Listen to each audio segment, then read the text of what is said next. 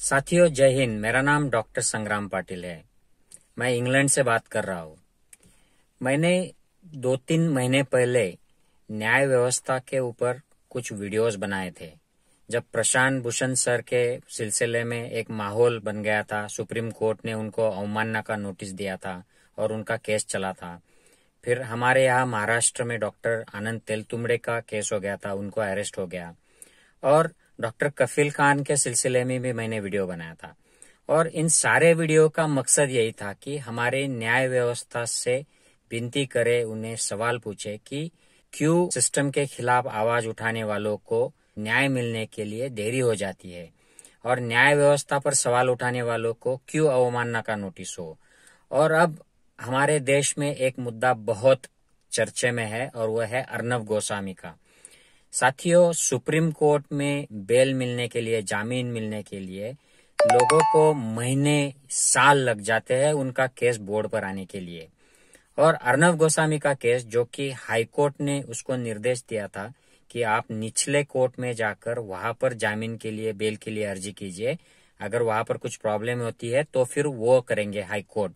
लेकिन अर्नब गोस्वामी सीधा supreme court चले गए। उनको नेक्स्ट डे उनका केस हियरिंग हो गया और उनके फेवर में रिजल्ट भी आ गया। तो ये जो सुप्रीम कोर्ट की तत्परता इसमें दिखाई दी, ये जो वीआईपी ट्रीटमेंट अर्नब गोस्वामी को दिया, ये वीआईपी ट्रीटमेंट सिर्फ कुछ ही लोगों को क्यों मिलता है?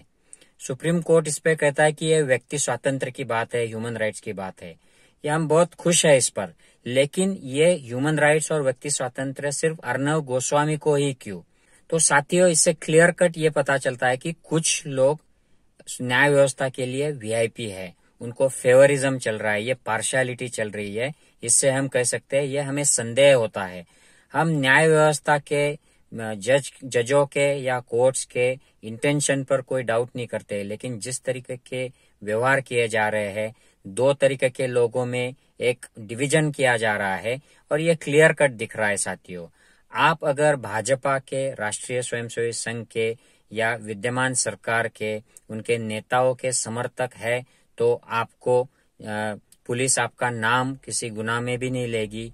अगर आप उनके विरोधक हो तो आपका नाम कहीं से भी आ जाएगा, आपको कोर्ट में खड़ा कर दिया जाएगा, आपको जेल भर भेज दिया जाएगा, आपको बेल नहीं दिया जाएगा जल्दी, और काफी सारे केसेस में तो आपको सजा भी सुना दी जाएगी, आप जेल चले जाएंगे।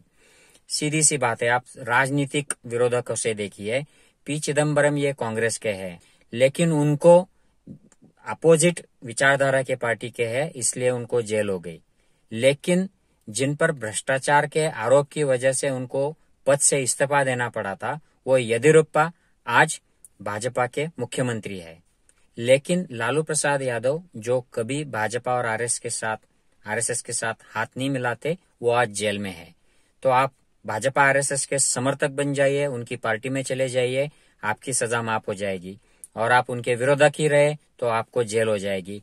ये सिर्फ राजनीति तक सीमित नहीं है साथियों। आप कोई भी फील्ड ले लीजिए, आप पत्रकारों को देख लीजिए।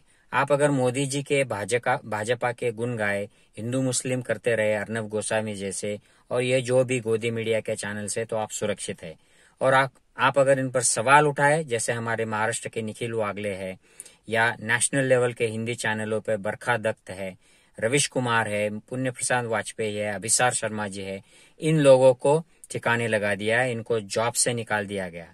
तो आप सिर्फ भाजपा के या मोदी जी के गुण गाओ तो आपके साथ अच्छा व्यवहार होगा, आपके साथ न्याय होगा। अब बात ले लीजिए धार्मिक कट्टरवादियों की। धार्मिक कट्टरवाद का आप समर्थन करें तो आपको बड़े बड़े नेता के पद मिल जाते हैं, आप एमपी हो जाते हैं, चीफ मिनिस्टर, प्राइम मिनिस्टर हो जाते हैं। धार्मिक कट्टरवाद का आप विरोध करें तो आपका खून हो जाता है और आपके खूनियों का पता भी नहीं चलता है, काफी सारे साल बीत जाते हैं।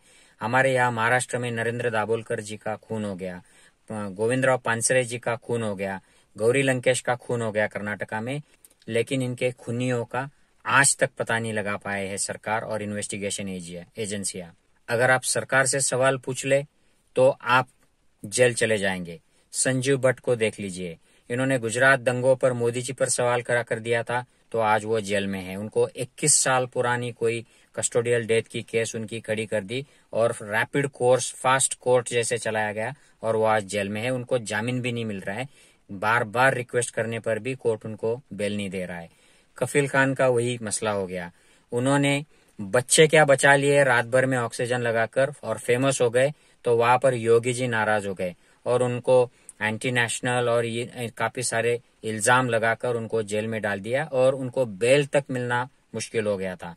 अंत में जाकर उनको बेल मिला, लेकिन उनमें उनके काफी महीने उनके पर्सनल, प्रोफेशनल और फैमिली लाइफ के बर्बाद हो गए।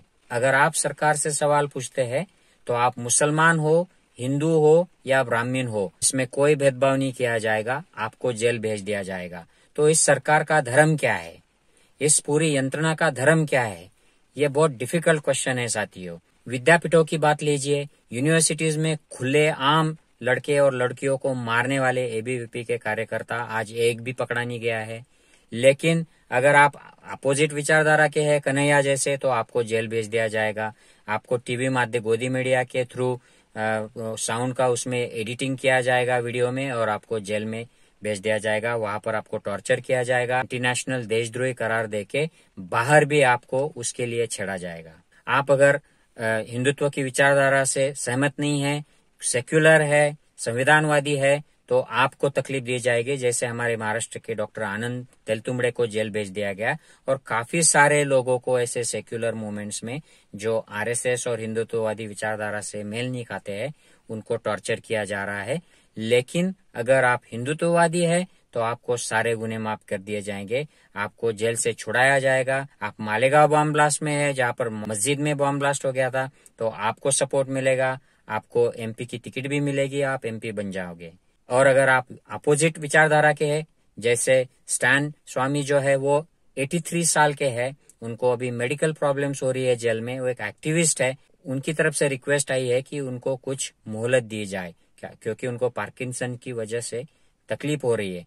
तो उसको नेशनल इन्वेस्टिगेशन एजेंसी बोलती है कि हमें 15 दिन की मोहलत दे, हम सोच कर बताएंगे कि उनको मोहलत देनी है या नहीं देनी है। तो साथियों, यह कहाँ का न्याय है? न्यायपालिका ने कहा है, सुप्रीम कोर्ट ने, कि व्यक्ति स्वातंत्र्य और ह्यूमन राइट्स बहुत इंपॉर्टेंट है, इसलिए हम अर्नब गोस्वामी को जामीन देते हैं। लेकिन यही न्याय बाकी जो हजारों लाखों लोग न्याय की प्रतीक्षा में है, उनको क्यों नहीं है? डॉक्टर आनंद तेलतुंबड़े क्यों जेल में सड़ रहे हैं और क्यों ऐसे माइनॉरिटी के लोग जेल में है, दो साल से जेल में है, उनको जामीन तक के लिए कोर्ट डेट नहीं देती है। और अर्नब गोस्वामी जो कि मोदी भक्त है, भाजपा की विचारधारा से मेल रखता है, उनका प्रचार करता है, उनके साथ चैनल चलाता है, टीवी चैनल भाजपा के नेताओं के साथ, तो उसको एक दिन में उसकी हियरिंग हो जाती है और उसको बेल भी मिल जाती है।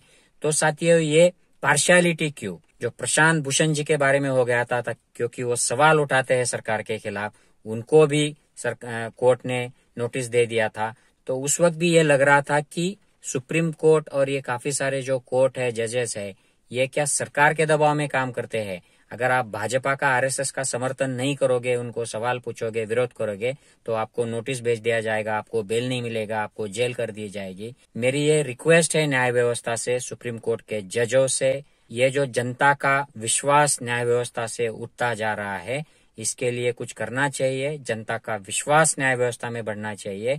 मुझे न्याय व्यवस्था के प्रति काफी रिस्पेक्ट है, मुझे बहुत चिंता है जिस तरीके से भारत में न्याय व्यवस्था का गैर इस्तेमाल हो रहा है और उसके थ्रू कुछ लोगों को तुरंत न्याय मिल जाता है, और जो सरकार के खिलाफ विचारधारा के हैं, उनको सवाल पूछते हैं, उनको न्याय मिलने में सालों साल लग जाते हैं और काफी सारे तो जेल में ही सड़ते हैं, जेल में ही मर जाते हैं। अगर आप सहमत है मेरे विचारों से, वीडियो से, तो इसे शेयर कीजिए। जय हिंद साथियों।